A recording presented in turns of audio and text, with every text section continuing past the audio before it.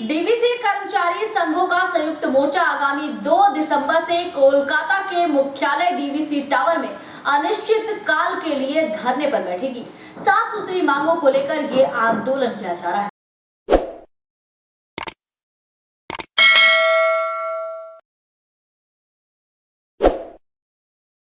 DVC कर्मी union और संयुक्त मोर्चा की तरफ से आगामी 2 दिसंबर से कोलकाता के मुख्य कार्यालय डीवीसी टावर में अनिर्दिष्ट काल के लिए अनशन शुरू किया जाएगा। इस अनशन में तृणमूल श्रमिक संगठन को छोड़कर situ, INTUC, BMS, AITUC, UTUC, JMM, HMKP शामिल रहेंगे। इन संगठनों के नेताओं का आरोप है कि 7 सूत्री मांगों को लेकर पिछले 2 सालों से आवेदन किया गया है, लेकिन डीवीसी अधिकारियों की तरफ से सिर्फ बहानेबाजी चल रही है। नतीजा मजबूर होकर हमें अनिर्दिष्ट काल के लिए अनशन करने पर मजबूर होना पड़ा। केंद्र सरकार के निर्देश के अनुसार सारे देश के विभिन्न संस्थाएं जो 2004 साल के बाद अपने कर्मियों की नियुक्ति की है, उन्हें पेंशन की सुविधा नहीं मिलेगी।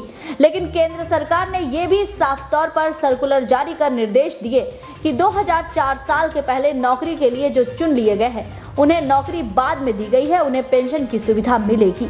पर डीवीसी केंद्र सरकार के इस नियम को नहीं मान रही है। बांकुड़ा के मेजिया विद्युत प्रकल्प में 240 कर्मी ऐसे हैं जिन्होंने जमीन के बदले नौकरी पाई है। साल 1994 से अपॉइंटमेंट लेटर का इंतजार कर रहे इन कर्मियों को 2004 साल के बाद नियुक्ति हुई है। ये लोग 10 साल से ज्यादा का समय नौकरी की आस लगाए बैठे पार कर चुके हैं।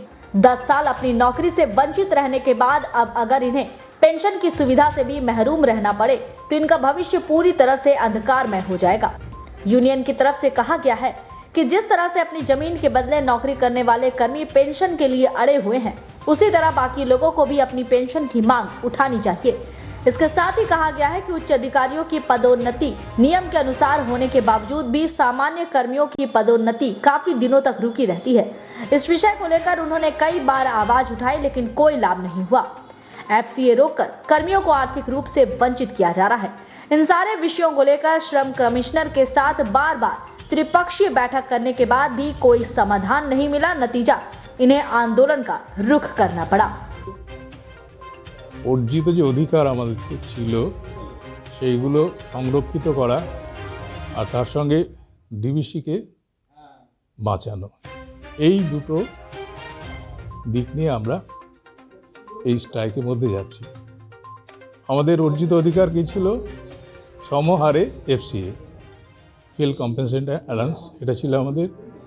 এটা বর্তমানে আমাদের বিভিন্ন প্রজেক্টে বিভিন্ন রকম করে দিয়েছে, সেই জন্য সেটা আমরা এক হারে এবং এটা 16% হারে দাবি করছি। তার সঙ্গে পদোন্নতির যে পদ্ধতি আমাদের ছিল, অর্থাৎ ভ্যাকেন্সি ব্যাপারটাতে ন্যূনতা ছিল না, সেটা কর্পোরেশন বর্তমানে লাগু করেছে। এটা চাইছি আমরা সমহারে, অর্থাৎ ডিভিসিতে আধিকারিকরা যেভাবে পায়, পদোন্নতি পায়, আমরাও সেটা চাইছি। সঙ্গে সঙ্গে আমরা ডিভিসিতে যে সমস্ত প্রজেক্টগুলো আমাদের পুরনো প্রজেক্ট, যেমন ধরুন আমাদের কয়লা খনি, আমাদের DTPS প্রজেক্ট, এই প্রজেক্টগুলো নষ্ট হতে বসেছে কর্তৃপক্ষ উদাসীনের জন্য। আমরা চাইছি সেই ব্যাপারে ডিভিসি সদর্থক ভূমিকা নিই। এই সমস্ত দাবিতে যদি আমরা আদায় করতে না পারি, তাহলে আগামী দিনে ডিভিসির ভবিষ্যৎ খুব খারাপ। সেই জন্যেই আমরা বহুবার আমরা দাবিগুলোর জন্য আলাপ আলোচনা করেছি, ত্রিপাক্ষিক দ্বিপাক্ষিক বৈঠক করেছি। তাতে ফল না হওয়ার জন্য আমরা আগামী 2 তারিখ থেকে অনশন ধর্মঘটের ডাক দিয়েছি এবং এই অনশন ধর্মঘট চলবে অনির্দিষ্টকালের জন্য, যতদিন না দাবি পূর্ণ হয়। ধন্যবাদ। বলে নেই, আমাদের ডিভিসি সংযুক্ত মোর্চা তৈরি হয়েছিল মূলত ডিভিসিকে বাঁচানো এবং শ্রমিকদের যে ন্যায্য দাবি দেওয়া, সেটা দাবি দেওয়াকে আমাদের যেটা পেতে পারি তার জন্য আমাদের ম্যানেজমেন্টের কাছে বা ডিভিসি কর্তৃপক্ষের কাছে আমরা অনেকবার আবেদন জানিয়েছি এবং সেই যাতে পেতে পারি। মূলত কোভিড পিরিয়ডের জন্য আমাদের আন্দোলন সেভাবে আমরা করে উঠতে পারিনি। কিন্তু বিগত 2 বছর ধরে আমরা বিভিন্ন দাবি দাওয়া ডিবিসি কর্তৃপক্ষের কাছে আমাদের যে আছে সেগুলো আমরা জানিয়ে আসছি, কিন্তু ডিবিসি কর্তৃপক্ষ অনিয়মিতভাবে সেগুলো দেখেননি। তাদের একটা অনিয়মনীয় মনোভাবের জন্য আমরা সেগুলো এখনও অবধি পেয়ে উঠিনি। আমাদের মূলত যে দাবি দাওয়া ছিল, বিভিন্ন উৎপাদন কেন্দ্রে এবং বন্টন কেন্দ্রে যেসব কর্মীরা কাজ করছেন এবং তারা ডিবিসির যে হেড অফিস আমাদের কলকাতা, তাদের সঙ্গে এফসিএ একরকম না পাওয়ার জন্য বেতন বৈষম্যের শিকার হচ্ছেন। আমরা চাইছি বেতন বৈষম্য যাতে কোথাও না থাকে। যেখানে কোভিড পিরিয়ডে সমস্ত উৎপাদন কেন্দ্র বন্টন ব্যবস্থার জড়িত কর্মীগণ অনরস পরিশ্রমের ফলে ডিবিসির উৎপাদনকে বজায় রেখেছে, ডিবিসিকে লাভের মুখ দেখিয়েছে, তারা কেন এভাবে বঞ্চিত হচ্ছেন সেটা আমরা এখনও অবধি বুঝে উঠতে পারিনি। কর্তৃপক্ষের কাছে বারবার আবেদন জানিয়েছি এই বৈষম্য যেন কোথাও না থাকে, তাতে আমরা যেমন শ্রমিকরাও উপকৃত হব, একইভাবে আধিকারিকরাও সে একইভাবে উপকৃত হবে। 2 নম্বর আমাদের যেটা ছিল সেটা হচ্ছে অনেক কর্মী যা আছেন মেজে প্রকল্পে, যেমন 240 জন, তারা এনপিএসের আয়তায় পড়ে গেছেন শুধুমাত্র ডিবিসির গাফিলতির জন্য। তারা 10 বছর চাকরি জীবন হারিয়েছেন এবং পেনশন প্রকল্প থেকে বঞ্চিত হয়েছেন। কেন্দ্রীয় সরকারের যে নতুন নিয়ম চালু হয়েছে সেই পরিপ্রেক্ষিতে তারা এখন পেনশন প্রকল্পে আয়তায় আসতে পারেন। ম্যানেজমেন্টের কাছে আমরা বারবার জানিয়েছি তাদেরকে পেনশন প্রকল্পে নিয়ে আসার জন্য, কিন্তু ম্যানেজমেন্ট এখনও পর্যন্ত সে ব্যাপারে কর্ণপাত করেননি বা তারা কোনো সদস্য ভূমিকা পালন করেননি। আমরা বারবার চাইছি যাতে করে তারা সেই পেনশন প্রকল্পে আয়তায় আসেন এবং তাদের ফ্যামিলিকে যেন কোনোভাবেই ভবিষ্যতে বিপদে পড়তে না হয় সে ব্যাপারটা দেখেন। তৃতীয়ত, অনেক কর্মচারী আছেন যারা যে পদে কাজ করছেন তার চেয়ে অনেক উচ্চ পদের কাজ তারা করে আসছেন, অথচ পদোন্নতির ক্ষেত্রে ডিবিসি কর্তৃপক্ষ বিভিন্ন অজুহাত দেখিয়ে তাদেরকে বঞ্চিত করছেন, তারা বঞ্চনার শিকার হচ্ছেন। এভাবে বিভিন্ন ক্ষেত্রে দেখছি আমরা যারা অলভজনক এনপিপি নেয়নি সেই সব এমপ্লয়ীদের ক্ষেত্রে যেসব রুল চালু আছে, আগে থেকেই চালু আছে, সেই রুলগুলোকে তারা ভায়োলেট করছেন। কোনোভাবেই বিভিন্ন রকম অজুহাত দেখিয়ে এড়িয়ে যাচ্ছেন। কেন এরকম এড়িয়ে যাচ্ছেন ডিবিসি কর্তৃপক্ষ এবং তাতে করে আমাদের এই ইন্ডাস্ট্রিয়াল হারমোনি কীভাবে রক্ষিত হবে সে ব্যাপারে আমরা যথেষ্ট চিন্তায় আছি। বহুবার দ্বিপাক্ষিক আলোচনা হয়েছে। আমরা ম্যানেজমেন্টের কাছে বারবার নিবেদন জানিয়েছি যে আলোচনার মাধ্যমে যাতে এটা সুষ্ঠু শুরু হয়, কিন্তু আমাদের দুর্ভাগ্য ডিবিসির মতন এত বড় অর্গানাইজেশন, এত প্রতিষ্ঠা অর্গানাইজেশন আজকে শ্রমিককে শেষ রাস্তার দিকে।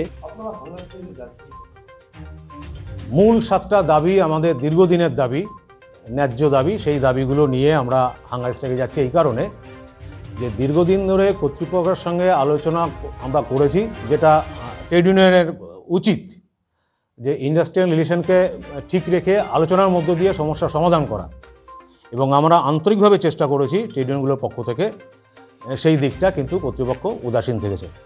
তাই আমরা বাধ্য হয়ে এই হাঙ্গার স্ট্রাইকে যাচ্ছি। আগামী 2 তারিখ থেকে এই হাঙ্গার স্ট্রাইক আমরা করব এবং সেটা অনির্দিষ্টকালীন, যতক্ষণ না পর্যন্ত কর্তৃপক্ষ আমাদের দাবি মানবে আমাদের এই হাঙ্গার স্ট্রাইক চলবে। এবং আগামী 4 তারিখে সারা ভ্যালিতে আমরা ডেমনস্ট্রেশন দেব। এই হাঙ্গার স্ট্রাইকে আমরা 7টা দাবি রেখেছি। তার মধ্যে 2টো দাবি আছে যেটা সেন্ট্রাল গভর্নমেন্টের সার্কুলার অনুযায়ী 2টো দাবি আছে। একটি দাবি হচ্ছে যে এনপিএস থেকে ওপিএসে কনভার্ট করা। সেন্ট্রাল গভর্নমেন্ট কিছুদিন আগে একটা অর্ডার করে, সার্কুলার করে, যে 2004 সালের আগে যাদের প্রসেসিং কমপ্লিট হয়েছে এবং 4 সালের পরে যারা জয়েন করেছে তাদের ক্ষেত্রে তারা এনপিএস থেকে ওপিএসে কনভার্ট হতে পারবে। আমাদের মেজিয়াতে এরকম ভূমিহারা প্রায় 240 জন রয়েছেন যারা চাকরিজীবী, যাদের প্রসেসিং হয়েছে 2004-এর অনেক আগে, সমস্ত কমপ্লিট হয়েছে, কিন্তু ম্যানেজমেন্টের গাফিলতির কারণে তাদের জয়েন হয়েছে 1/1/2004-এর পরে, ফলে তারা এনপিএসে থেকেছে। এরা দাবি করছে এবং এই দাবিকে আমরা ট্রেড ইউনিয়নের পক্ষ থেকে সমর্থন করছি যে অবশ্যই এদের অবিলম্বে এনপিএস থেকে ওপিএসে নিয়ে যেতে হবে।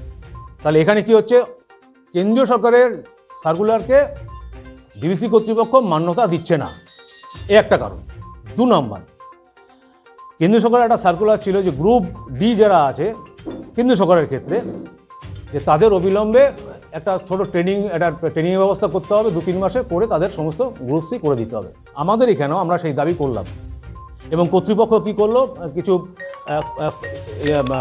কিছু পরীক্ষা নিয়ে তাদের একটা অংশকে তারা নিল। কিন্তু দুর্ভাগ্যের বিষয় এবং অবাক করার বিষয়, লাস্ট যে পরীক্ষাটা হলো মেজিয়া থার্মালের প্রায় 50-60 জনের উপর পরীক্ষা দিল, তাদের একজনও পাস করতে পারেনি। এখন প্রশ্নটা আমাদের এইখানে, ডিবিসি কর্তৃপক্ষ তাদের পয়সা খরচা করে আইটিআই ট্রেনিং দেওয়া হলো প্রত্যেককে, কেউ 3 মাস, কেউ 6 মাস, কেউ 1 বছর। কেন্দ্রীয় সরকারের একটা সার্কুলার অর্ডার আছে, তারপরে দাঁড়িয়ে তুমি তাদের কি করলে, তাদের তুমি নিলে না, তাদের আপগ্রেড করতে পারলে না। এবং আমরা মনে করি এটা টোটালি ইন্টেনশনালি এবং ম্যানেজমেন্টের ভাবনা চিন্তা দুর্বলতার লক্ষণ এটাকে আমরা মনে করি। এছাড়া আরও যে গুরুত্বপূর্ণ দাবিগুলো আমাদের সামনে আছে, যে আমাদের ফিল্ড অ্যালাউন্সটা যেটা 16% করতে হবে আমাদের, যেটা সারা ভ্যালিতে আমাদের 2007 সাল থেকে ছিল এবং স্ট্যান্ডিং ছিল, কিন্তু লাস্ট 2-3 বছর আমাদের সেইটা কেটে দেওয়া হচ্ছে, যার টাকার পরিমাণটা অনেক। সারা ভ্যালিতে ফিল্ডে যারা কাজ করে, বিদ্যুৎ উৎপাদন করে, অনেক বেশি পরিশ্রম করে, কিন্তু তারা এই করোনার সময়ও তারা সমস্ত করোনার ভয়কে তারা দূরে সরিয়ে রেখে তারা কাজ করেছে, কিন্তু তাদের সেই ফিল্ডের অ্যালাউন্সটা দেওয়া হচ্ছে না দীর্ঘ দাবি করার পরেও। ফলে এই দাবিটা আমাদের আরেকটা গুরুত্বপূর্ণ দাবি। এছাড়া যেটা আছে হচ্ছে যে আমাদের প্রমোশনের ক্ষেত্রে দেখা যাচ্ছে যে অফিসারদের যখন প্রমোশন হচ্ছে তখন ওই করোনার সময় কোনো নিয়ম বাধা মানছে না, তাদের ক্ষেত্রে প্রমোশন স্মুথলি হয়ে যাচ্ছে। কিন্তু আমাদের যখন একই গ্রুপে একই কাজ করে, সেম জব, তাহলে সেই ক্ষেত্রে তার প্রমোশন দেওয়ার ক্ষেত্রে কেন এই ব্যারিকেডটা থাকবে?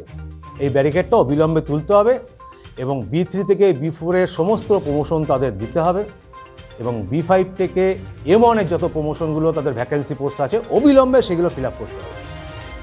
এছাড়া আমাদের যে দাবিটা আছে সেটা হচ্ছে যে